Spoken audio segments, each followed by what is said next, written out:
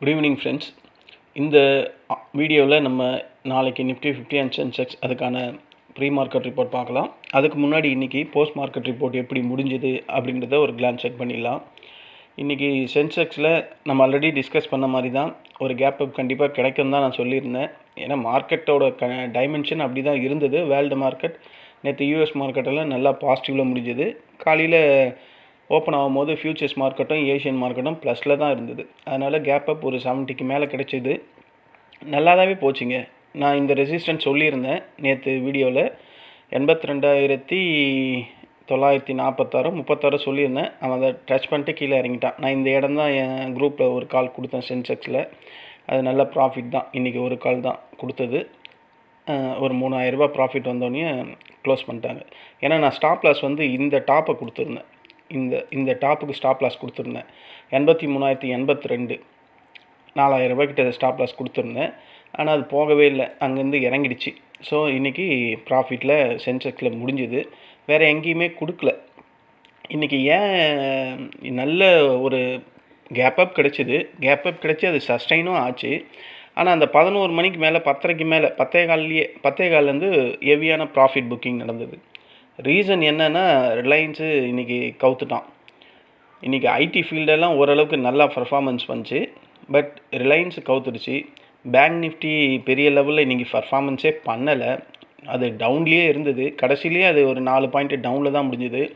காரணம் என்னென்னா HDFC town, SBI பேங்க்கு town, ஐசிசிஐலாம் நல்லா தான் இருந்தது. பட் அதாவது பாதிக்கு பாதி, ஒருத்தன் ஏறினா ஒரு ப்ளூ சிப் ஏறினா இன்னொரு ப்ளூ சிப் இறங்குது, இன்னொன்று ஏறிச்சுன்னா இன்னொன்று இறங்குது. ஸோ மார்க்கெட்டு பேங்க் நிஃப்டி இன்றைக்கி சப்போர்ட்டே இல்லை சுத்தமாக. அதனால தான் மார்க்கெட்டில் அந்த கேப் அப் அதுக்கப்புறம் அந்த ரேலி சஸ்டெயின் பண்ண முடியல. அங்கேருந்து மறுபடியும் இறங்கிடுச்சு சென்செக்ஸ். நிஃப்டி 50 அதே மாதிரி தான் இறங்குச்சு. இன்றைக்கி சென்செக்ஸில் போஸ்ட் மார்க்கெட் ரிப்போர்ட்னால் நம்ம இந்த ஒரு கால் கொடுத்தோம், அதுவே நல்ல ப்ராஃபிட்டில் முடிஞ்சுது. அதுக்கப்புறம் நான் கொடுக்கல. ஏன்னா இது கொஞ்சம் ரிஸ்க்கான இது. ஏன்னா ஒரு 3,000 ரூபா ப்ராஃபிட் வந்ததுக்கப்புறம் அதுவே போதும். ஒரு ட்ரேடுக்கு 3,000 பத்தாதா? அதுதான் என்னுடைய கான்செப்ட்டு. அது எல்லாமே அந்த குரூப்பில் இருக்கிற ஃப்ரெண்ட்ஸ் எல்லாமே நான் என்ன சொல்கிறேனோ அது அப்படியே ஓகே அப்படின்னு தான் சொல்லுவாங்க. அதனால் இன்றைக்கி ஒரு 3,000 ஒரு நாளைக்கு போதுங்க. ரொம்ப அதிகம் தாங்க அதுவே. ஸோ அதனால் சென்செக்ஸில் ஒரு காலோட முடிச்சிட்டோம். நிஃப்டி 50ல் வருவோம். நிஃப்டி 50ல் வந்தோம்னா இன்றைக்கி போஸ்ட் மார்க்கெட் ரிப்போர்ட் எப்படின்னா, நம்ம சொன்ன மாதிரி அவன் இந்த ஃபஸ்ட்டு ரெசிஸ்டண்ட்டை கட் பண்ணி செகண்ட் ரெசிஸ்டண்ட் போவான்னு சொன்னேன். அதாவது இந்த டாப்பு நான் சொல்லியிருந்தேன் 25,642. அவன் 650 வரையும் போயிட்டு, 50 கூட போல் 48 வரையும் போயிட்டு அங்கேருந்து இறங்குச்சு. இன்றைக்கி தாங்க ஃபஸ்ட்டு காலே ப்ராஃபிட் பண்ணேன் நிஃப்டி 50ல். எப்போயுமே ஃபஸ்ட்டு கால் கொடுக்கறது ஃப்ரெண்ட்ஸ் குரூப்பில் லாஸ் தான் வரும். இன்றைக்கி ஒரே டைமில் 3 லாட் எடுத்திருந்தேன். 5 பாயிண்ட்டு தான் கிடச்சிது. 5 பாயிண்ட்டு கிடச்சிது. சந்தோஷமாக முடிஞ்சு போச்சு. அதுக்கப்புறம் கொடுத்த கால் லாஸ் ஆச்சு. ஸோ இன்றைக்கி ஓவராலாக ஒரு 6 கால் கொடுத்தேன். 6 காலில் ஃப்ரெண்ட்ஸ் குரூப்பில் 2 கால் ஃபெயிலியர், 4 கால் சக்ஸஸ். ஸோ ஒரு வழியாக இன்றைக்கி ப்ராஃபிட்டில் நான் 2,700 ரூபாயில் க்ளோஸ் பண்ணேன். ப்ரோக்கரேஜெலாம் மைனஸ் பண்ணால் கூட ஒரு 2,300 ரூபா கைக்கு கிடைக்கும். இன்றைக்கி நல்லபடியாக முடிஞ்சுது. எனக்கு மட்டும் இல்லை, என் ஃப்ரெண்ட்ஸ் குரூப்லேயும் நல்லபடியாக தான் முடிஞ்சுது. ஆனால் ஒரு சிலருக்கு சில ப்ராப்ளம் நடக்குது. இந்த கோட்டாக் நியோவில் நான் லிமிட் ஆர்டர் போட்டு வைக்கிறாங்க. நான் கொடுக்குற ஃப்ரெண்ட்ஸ் குரூப்பில் அந்த காலோட அரவுண்ட் நம்பரை. பட் ஆனால் என்ன ஆகுதுன்னா, ஒரு 20 பேர் இருக்குன்னா அதில் 10 பேருக்கு மட்டும்தான் அது ட்ரிகர் ஆகுது. அந்த மாதிரியெல்லாம் நடக்குது. புதுசாக நடக்குது. ஏன்னா நாங்கள் ஒரு 10 பேர் எங்களுக்கு ட்ரிகர் ஆகிடுது, மற்ற ஒரு 5-6 பேருக்கு ட்ரிகர் ஆக மாட்டுது. எல்லோரும் ட்ரேடு முடித்து கம்ப்ளீட் பண்ணவொடனே இவ்வளோ பாயிண்ட்டு புக்கிங்னு வரும்போது சில பேர்கிட்டேருந்து வரவே மாட்டுது. அது ஏன் அந்த மாதிரி நடக்குதுன்னே எனக்கு புரியவே இல்லை. ஏன்னா எல்லாமே ஒரு வேளை முன்னாடி போட்ட ஆர்டர்லாம் ட்ரிகர் பண்ணி விட்டுடுதா அப்படின்னா கூட எல்லாருமே ஒரே நேரத்தில் தானேங்க போடுறோம். அது எனக்கு இன்னமும் புரியவே இல்லை. அது நான் கூகுள்லேயும் மற்ற இந்த சாட் ஜிபிடிலலாம் கேட்டால் அது என்ன சொல்லுதுன்னா, இப்படி தான் சொல்லுது.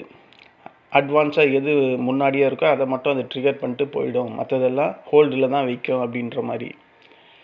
என்னோடய கன்சர்ன் என்னென்னா, எல்லாருமே அதே டைமில் அதே நம்பரில் தானே இருக்கும். அது எப்படி முன்ன பின்னன்னு நமக்கு தெரியும் அப்படின்ற மாதிரி நான் கேட்குறேன். அதனால் இன்றைக்கி சில பேர் ஒரு மினிமம் லாஸில் தான் வந்தாங்க. ஒரு சிலர் மட்டும்தான்.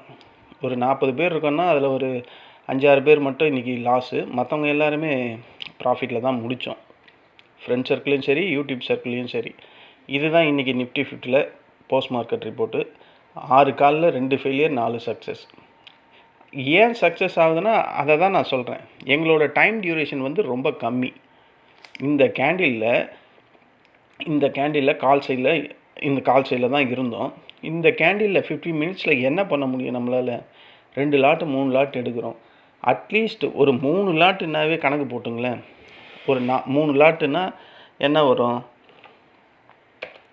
ஒரு 5 பாயிண்ட்டு 65 325 3 லாட்டுன்னும் போது 975 ரூபா ஒரே இது போதாதா நமக்கு இந்த கணக்கு?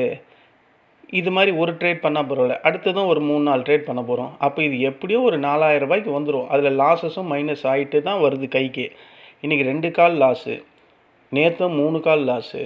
ஸோ லாஸஸும் ப்ராஃபிட்டும் ஆப்ஷன் பையிங்கில் இந்த ட்ரேட் மார்க்கெட்டில் சகஜம். நம்ம கடைசியில் அதில் என்ன பண்ணி ப்ராஃபிட்டில் வரமா இல்லை லாஸில் வரமான்றது தான் மெயின். நம்ம ஓரளவுக்கு ப்ராஃபிட் வந்ததுக்கப்புறம் லாட் சைஸை குறைச்சிடணும். ஒரு நாளைக்கு உங்கள் டார்கெட்டை ரீச் பண்ணிட்டீங்கன்னா 2000 ரூபா என் டார்கெட் இன்றைக்கி ரீச் ஆகிடுச்சு, ட்ரேட் பண்ணக்கூடாது. சில பேருக்கு கை வந்து பரபரன்னு இருக்கும். அப்போது அந்த இடத்துல போய் 2 லாட்லாம் எடுக்கக்கூடாது. உங்கள் மனசை சாட்டிஸ்ஃபைட் பண்ணுறதுக்காக 1 லாட் எடுக்கணும். அதுக்கு சின்னதாக ஸ்டாப் லாஸ் போட்டுக்கணும். நீங்கள் சின்னதாக போட்டால் அது கண்டிப்பாக ட்ரிகர் தான் ஆக போகுது. இருந்தாலும் உங்கள் மனசுக்கு அப்போ உங்கள் மனசை வந்து அங்கே கூல் படுத்துறதுக்கு ஒரு 200 ரூபா ஸ்டாப் லாஸ் ஹிட் ஆனாலும் பரவாயில்ல அப்படின்ற மாதிரி ஃபிக்ஸ் பண்ணிட்டு அதோட ஆட்டத்தை முடிச்சிக்கணும். 2000 ரூபா ஒரு நாளைக்கு கிடைக்கிறது எவ்வளோ பெரிய விஷயம், கரெக்ட் தானே? ஒவ்வொருத்தரும் எவ்வளோ கஷ்டப்படுறாங்க ஒரு 500 ரூபா சம்பாதிக்கிறதுக்கெலாம். அப்போ நமக்கு மார்க்கெட்டு அழகாக 2000 கொடுக்குது. நம்ம டேலண்ட்டுக்கு ஏற்ற மாதிரி அள்ளி கொடுக்குது மார்க்கெட்டு. உங்கள்கிட்ட டேலண்ட் இல்லை, உங்கள்கிட்ட பொறுமை இல்லை, உங்கள்கிட்ட ரிஸ்க் மேனேஜ்மெண்ட் இல்லைன்னா உங்கள்கிட்ட இருக்கிறத மொத்தமாக பிடிங்கிக்குது. இது எல்லாம் என்கிட்ட இருக்குது, நான் மார்க்கெட்டு கொஞ்சம் கொஞ்சமாக எடுக்கிறேன். அந்த டேலண்ட்டு நம்ம வளர்த்துக்கணும். கண்டிப்பாக வளர்த்துக்கிட்டா மார்க்கெட்லேருந்து நம்ம எடுத்துக்கலாம். கொஞ்சம் கொஞ்சமாக மொத்தமாக எடுக்க முடியாது, கொஞ்சம் கொஞ்சமாக எடுக்கலாம்.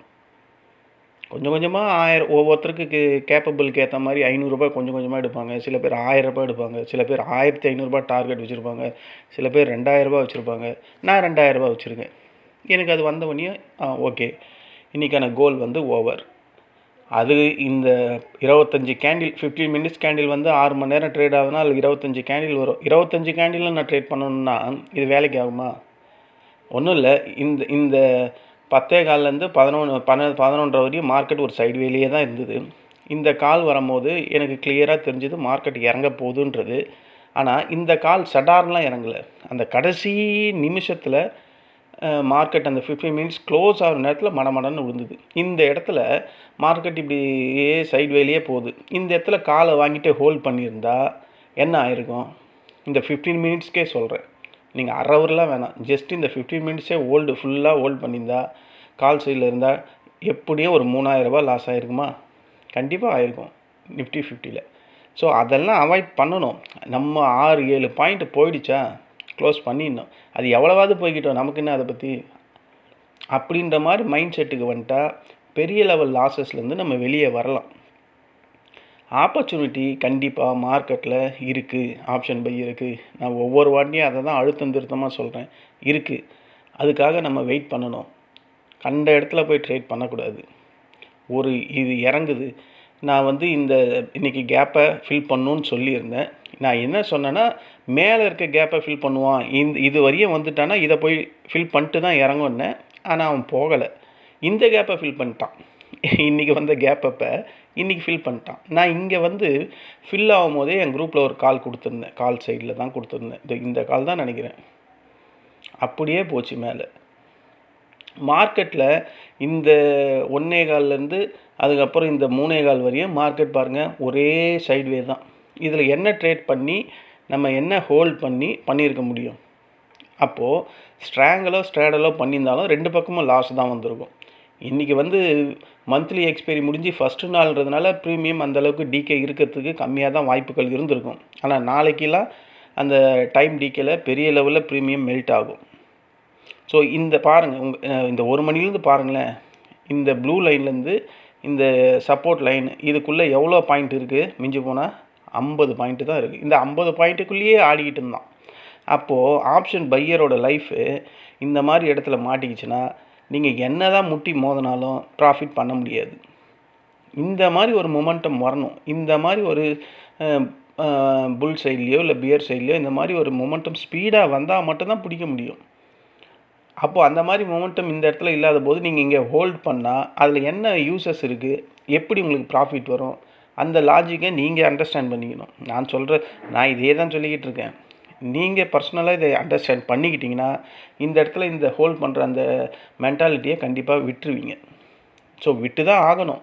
உங்களுக்கு ப்ராஃபிட்னு ஒன்று வரணுன்னா இந்த மாதிரி சைடுவேல இல்லை ரேஞ்ச் பவுண்டில், இன்றைக்கி சைடுவேவும் இருந்தது, ரேஞ்ச் பவுண்டும் இருந்தது. இன்றைக்கி மார்க்கெட்டை ஃபுல்லாக இருந்தவங்களுக்கு தெரியும். இந்த கேண்டில்லையே அரைச்சி தள்ளிட்டானுங்க 1 மணி. அதே மாதிரி இங்கே அரைச்சிக்கிட்டு இருந்தான் 10:30லேருந்து 12 வரையும். அதுக்கப்புறம் இங்கே அரைச்சிருந்தான். இந்த 2 கேண்டில் மட்டும் ஒரு பெரிய டவுன் பியரிஷ் வந்ததுனால அதுக்கப்புறம் இங்கேருந்து அரைக்க ஆரம்பிச்சிச்சு. ஸோ இவ்வளோ தான் மார்க்கெட்டை நம்ம புரிஞ்சிக்கணும். அப்போ இந்த கேண்டில் இவ்வளோ இப்படி டவுன் ஆகும், இந்த மாதிரி மொமெண்டம் வரும் நம்ம எப்படி பார்க்கணுன்னா கண்டிப்பாக வாட்ச் பண்ணிக்கிட்டே தான் இருக்கணும். வேறு வழி இல்லை. திடீர்னு வந்தெல்லாம் மார்க்கெட்டை பார்த்தாலாம் நமக்கு டக்குன்னு இறங்குமா ஏறுமான்னு தெரியாது. மார்க்கெட்டோடு அப்படியே ஒன்றி இருக்கணும். நான் 9:15 உட்காந்தா 3:20 வரையும் இதிலே தான் உட்காண்ட்ருக்கேன். அந்த மாதிரி ஒன்றி இருந்தால் மட்டும்தான் நம்மளால் ப்ராஃபிட் பண்ண முடியும். நம்ம ஏதோ வெளியே போயிட்டு வந்துடுறேன் அதுக்கப்புறம் பார்க்குறேன்னா மார்க்கெட் நமக்கு அந்த நேரத்துக்கு ஒன்று ஆப்பர்ச்சுனிட்டியை கொடுத்துட்டு போயிட்டுருக்கலாம், இல்லைனா ஆப்பர்ச்சுனிட்டி லாஸஸில் கூட வந்திருக்கலாம். சடான் இப்போ இங்கே வாங்கியிருக்காங்க, மார்க்கெட் ஏறிக்கிட்டே இருக்குது. அப்புறம் இந்த பக்கத்தில் மார்க்கெட் இந்த மாதிரி இதே மாதிரி தான் இருக்குது. சரி மார்க்கெட் ஒரு வேளை மறுபடியும் மேலே போச்சுன்னா என்ன பண்ணுன்ட்டு மேலே வாங்கியிருந்தா அது அப்படியே கீழே வரும். ஸோ இதெல்லாம் நம்ம அண்டர்ஸ்டாண்ட் பண்ணிக்கிட்டு தான் ஆப்ஷன் பையிங் உள்ளே வரணும். நம்ம வாங்கினதுக்கப்புறம் திங்க் பண்ணவே கூடாது. வாங்கினதுக்கப்புறம் திங்க் பண்ணுறதா இருந்தால் என்ன திங்க் பண்ணுன்னா ப்ராஃபிட்டாக லாஸா, சின்ன லாஸா சின்ன ப்ராஃபிட்டா, இப்படி தான் யோசிக்கணும். பெரிய லாஸுக்காகலாம் வெயிட் பண்ணவே கூடாது ஃப்ரெண்ட்ஸ். இதை நான் ஒவ்வொரு வாட்டியும் சொல்லிக்கிட்டு இருக்கேன். பெரிய லாஸஸ் ஏன் வருதுன்னா நீங்கள் ஹோல்ட் பண்ணுறதுனால தான் அது வரும். நீங்கள் ஹோல்ட் பண்ணிக்கிட்டே இருந்தாலும் பெரிய ப்ராஃபிட் வரும். வரலைன்னா அதுதான் ப்ராபபிலிட்டி. நமக்கு சேஃபாக இருந்தால் மட்டும்தான் அந்த ஸ்ட்ராட்டஜியை கையில் எடுக்கணும். இல்லைன்னா அந்த ஸ்ட்ராட்டஜி கையில் எடுக்கக்கூடாது. ஷார்ட் டேர்மில் மார்க்கெட்டை என்ன நமக்கு கொடுக்குதோ அதை அழகாக எடுத்துக்கிட்டு போய்கிட்டே இருக்கணும். இதுதான் என்னுடைய ஒவ்வொரு நாளும் சொல்லக்கூடியதில் இன்றைக்கி நான் சொல்கிறது இந்த ஆலோசனை தான். ஓகே, இன்றைக்கி நம்ம போஸ்ட் மார்க்கெட்டில் நிஃப்டி 50 6ல் 2 ஃபெயிலியர் 4 சக்ஸஸ், ஒரு வழியாக ப்ராஃபிட்டில் தான் எல்லாம் முடிஞ்சோம். நாளைக்கான ப்ரீ மார்க்கெட் ரிப்போர்ட் செக் பண்ணலாம். அதுக்கு முன்னாடி வேர்ல்டு மார்க்கெட்லாம் எப்படி இருக்குது அப்படின்றத ஒரு கிளான்ஸ் செக் பண்ணிடலாம். இப்போ நடக்கிற வேர்ல்டு மார்க்கெட்டு நம்ம நேற்று பார்த்தோம். டவ் 30 370 பாயிண்ட்டு ப்ளஸில் இருந்தது. S&P 52 பாயிண்ட்டு ப்ளஸில் முடிஞ்சது. Nasdaq composite 236 point plus. FTSE இன்றைக்கி முடிஞ்சிச்சு 103 point plus. CSE 40 22 point plus. DAX இப்போ நடக்குது 111 பாயிண்ட்டு ப்ளஸ்ஸு. நிக்கி 1262 பாயிண்ட்டு 2.5% கிட்ட பாசிட்டிவாக முடிஞ்சிருக்கான். ஆங்செங் 175 point plus. Shanghai composite 30 point plus. NSE Nifty நம்ம நிஃப்டி 58 பாயிண்ட்டு ப்ளஸ்ஸு. அதுக்கப்புறம் இருக்கிற BSE Sensex 50 point plus. STI முடிஞ்சிருச்சு -13. காஸ்பி 114.2. US dollar little bit increase ஆகி ஸ்ட்ராங்காக இருக்குது. நம்ம USD INR பரவாயில்ல. நேற்று 91 கிட்ட சம்திங் இருந்தது, இன்றைக்கி 90. அதே தாங்க இருக்குது இன்றைக்கும். அது அப்படியே தாங்க இருக்குது எனக்கு தெரிஞ்சு. கோல்டு நேற்று கம்மியாக இருந்தது, இன்றைக்கி கொஞ்சம் லைட்டாக ஏறி இருக்குது. சில்வர் லைட்டாக ஏறி இருக்குது. காப்பர் ஏறி இருக்குது. மணி இப்போ 6 போகுது. இப்போ டவ் ஃபியூச்சர்ஸ் எப்படி ட்ரேட் ஆகுதுன்னு பார்ப்போம். இப்போ நடக்கிற டவ் ஃபியூச்சர் சுற்றிக்கிட்டே இருக்குது. சில நேரத்தில் இந்த நெட்டு கூட ப்ராப்ளம் பண்ணிக்கிட்டே இருக்குது, சுற்றுது.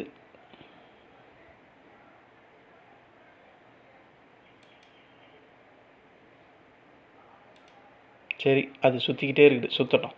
நம்ம அதுக்கு முன்னாடி நம்ம ஒரு கேப் அப் ஓப்பனிங் கிடைக்கிற மாதிரி இருந்ததுன்னு வச்சுங்க. US மார்க்கெட்டெல்லாம் நல்லபடியாக பாசிட்டிவில் முடிஞ்சு நமக்கு ஒரு கேப் அப் கிடைச்சா இந்த பேஸ் லைன், இந்த ப்ளூ லைன் தான் ஒரு பேஸு. இப்போ முடிஞ்சிருக்கிறது 25,482 முடிஞ்சிருக்கு. ஒரு கேப் அப் கிடைச்சா 25,500 58 தான் ஃபஸ்ட்டு ரெசிஸ்டண்ட்டு. அதையும் உடைச்சானா 25,600 ஒரு ரெசிஸ்டண்ட் இருக்குது. போடலை, போட்டுடுறேன். 25,600 ஒரு ரெசிஸ்டண்ட் இருக்குது. இங்கே ஒரு ரெசிஸ்டண்ட் இருக்குது. இது வந்து அவ்வளோ இதுவெல்லாம் இல்லை, வாய்ப்புகள் வந்து உடைக்கிறதுக்கு தான் வாய்ப்புகள் இருக்குது. ஓகேவா?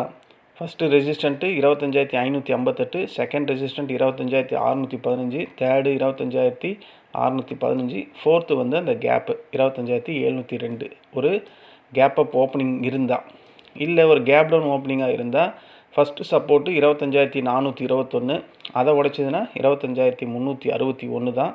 அதையும் உடைச்சதுன்னா 25,300. இந்த 3 சப்போர்ட்டு போதும். இன்றைக்கி மார்க்கெட்டில் திடீர்னு ஒரு செல் ஆஃப் ப்ராஃபிட் புக்கிங்கு யார் பண்ணான்னு நமக்கு இந்த மாதிரி பண்ணால் எஃப்ஐஸ் தான் பண்ணுவாங்க. அதாவது எஃப்ஐஎஸ் செல் பண்ணால் மார்க்கெட்டோட அடி பாதாளம் வரையும் கொண்டு வருவான். டிஐஎஸ் செல் பண்ணால் ஒரு குறிப்பிட்ட லெவல் வரையும் செல் பண்ணிட்டு மார்க்கெட்டை விட்டுருவான். அதுக்கப்புறம் எஃப்ஐஎஸ் பை பண்ணி மார்க்கெட்டை மேலே தூக்கிட்டு போவான். இதை நல்லா உன்னிப்பாக பார்த்தவங்களுக்கு நான் சொன்னது புரியும். இது எப்போவுமே இப்படி தான் நடக்கும். டிஐஎஸ் பை பண்ணான்னா மார்க்கெட்டை ஃபுல்லாலாம் இறக்க மாட்டான். ஒரு லிமிட் ப்ராஃபிட் புக்கிங் பண்ணிவிட்டு எஃப்ஐஎஸ் வந்து வாங்கிட்டு மேலே ஏற்றுவான். இதுவே ஒரு எஃப்ஐஎஸ் செல் பண்ணான்னா மார்க்கெட்டோட அந்த 0 பாயிண்ட் லெவல் வரையும் கீழே டவுன் பண்ணுவாங்க. இன்றைக்கி எஃப்ஐ செல் தான் பண்ணியிருப்பான்றது எனக்கு வெளிச்சமாக கண்கூடாக தெரியுது. அதை வச்சு சொல்கிறேன். ஒருவேளை ஒரு கேப் டவுன் ஓப்பனிங்காக இருந்தால் அதை நம்ம சொல்லிட்டோம். 25,421 ஃபஸ்ட்டு, 25,361 செகண்டு, 25,300 தேர்டு. சென்செக்ஸ் வருவோம். சென்செக்ஸில் வந்தால் ஒரு கேப் அப் ஓப்பனிங்காக இருந்தால் 82,664, இதுதான் ஃபஸ்ட்டு ரெசிஸ்டண்ட்டு.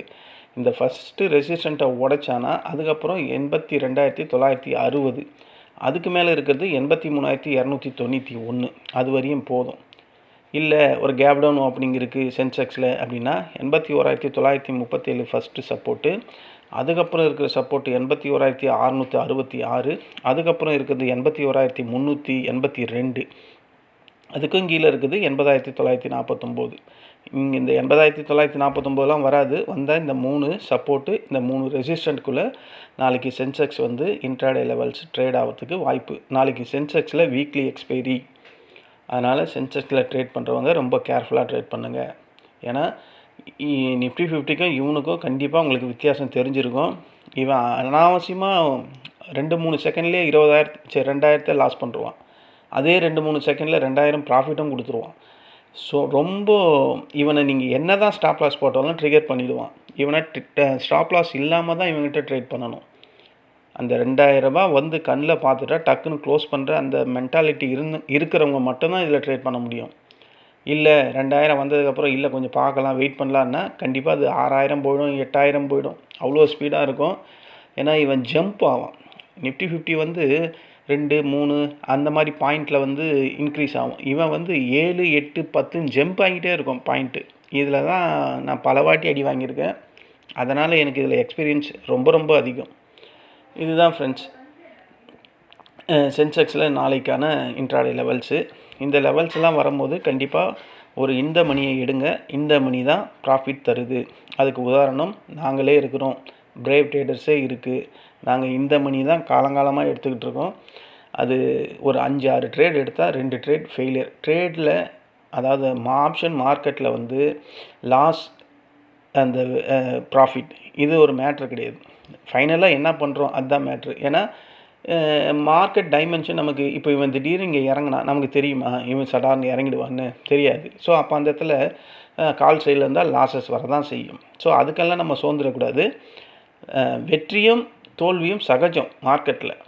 ஆனால் தோல்வியை மட்டுமே சந்திச்சுக்கிட்டே இருக்கக்கூடாது. அதுக்கான பாசிபிலிட்டி வெற்றியும் நம்ம பெறணும். அதுதான் என்னுடைய ஆசை. ஆப்ஷன் பையரும் மார்க்கெட்டில் ஜெயிக்கணும். என்ன ஒன்று, நீங்கள் நினைக்கிற மாதிரி பெரிய அசுர வளர்ச்சியான ப்ராஃபிட்லாம் பிடிக்க முடியாது. இது கண்டிப்பாக அனுபவம் இருந்தால் உங்களுக்கு புரிஞ்சிடும். புதுசாக வர மாதிரி இருந்தால் நீங்கள் அதுக்காக பெரிய ப்ராஃபிட் பிடிக்கிறதுக்காக தான் ஏம் பண்ணுவீங்க. அது என்ன தான் நம்ம சொன்னாலும் அவங்க சைக்காலஜி அந்த நேரத்துக்கு ஒர்க் அவுட் ஆகாது. பெரிய பெரிய குவான்டிட்டி தான் போவாங்க. 10 போவாங்க, 15 போவாங்க, 20 போவாங்க. அது அப்படியே ஆப்போசிட்டில் ஒரு 4-5 பாயிண்ட் வந்தாவே 6,000 4,000 காலி ஆகிடும். ஸோ கொஞ்சம் கேர்ஃபுல்லாக ட்ரேட் பண்ணுங்கள், அவ்வளோதான். நீங்கள் இதில் தான் ட்ரேட் பண்ண போகிறீங்கன்னு தெரிஞ்சதுக்கப்புறம் அந்த ரிஸ்க் மேனேஜ்மெண்ட்டை கண்டிப்பாக ஃபாலோ பண்ணுங்கள். அதுதான் மெயினு. ஏன்னா சுவர் இருந்தால் தான் சித்திரம் வரைய முடியும். உங்கள்கிட்ட கேபிட்டல் இருந்தால் தான் மார்க்கெட் உள்ளேயே வந்து எந்த ஒரு ப்ரோக்கரேஜும் அலோவ் பண்ணுவான் ட்ரேட் பண்ணுறதுக்கு.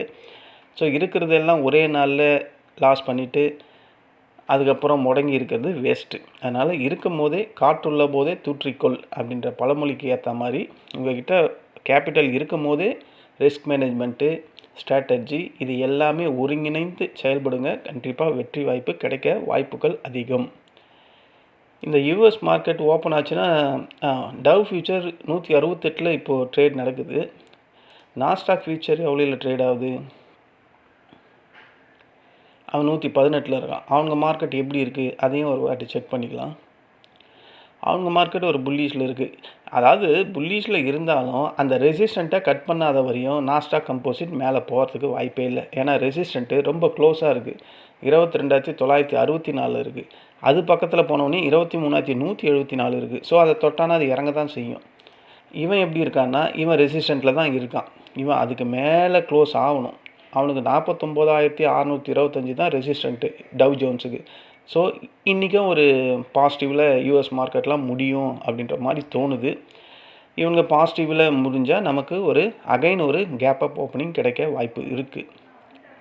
இதுதான் இவங்களோட இப்போ கரண்ட்டு பிக்சரோட நிலவரம். அப்போ நமக்கு ரியலாக மார்க்கெட் பார்த்தா லிட்டில் பிட்டு ஒரு கேப் அப், பெரிய லெவலெல்லாம் இன்றைக்கி வந்த மாதிரி 70-80 பாயிண்ட் எல்லாம் கிடைக்காது. ஒரு மார்ஜினலாக ஒரு 30 பாயிண்ட்டு 20 பாயிண்ட்டுக்குள்ளே ஒரு கேப் அப் அகைன் கிடைக்கிறதுக்கு வாய்ப்பு இருக்க மாதிரி தான் எனக்கு தோணுது. பார்க்கலாம். இதுதான் ஃப்ரெண்ட்ஸ் நாளைக்கான ப்ரீ மார்க்கெட் ரிப்போர்ட்டு. இங்கே காட்டுற ஒரு டிஸ்க்ளைமர், இங்கே காட்டுற இந்த லைன்ஸ் எதுவுமே வந்து ட்ரேடிங் பர்பஸ்க்கான லைன்ஸ்லாம் கிடையாது. இது ஜஸ்ட்டு ஒரு எஜுகேஷன் பர்பஸ்க்காக போடப்பட்டிருக்கு.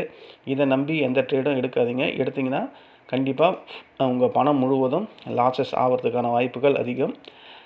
சரி ஃப்ரெண்ட்ஸ், நம்ம நாளைக்கு இன்ட்ராடே டைமில் சந்திக்கலாம். நன்றி, வணக்கம்.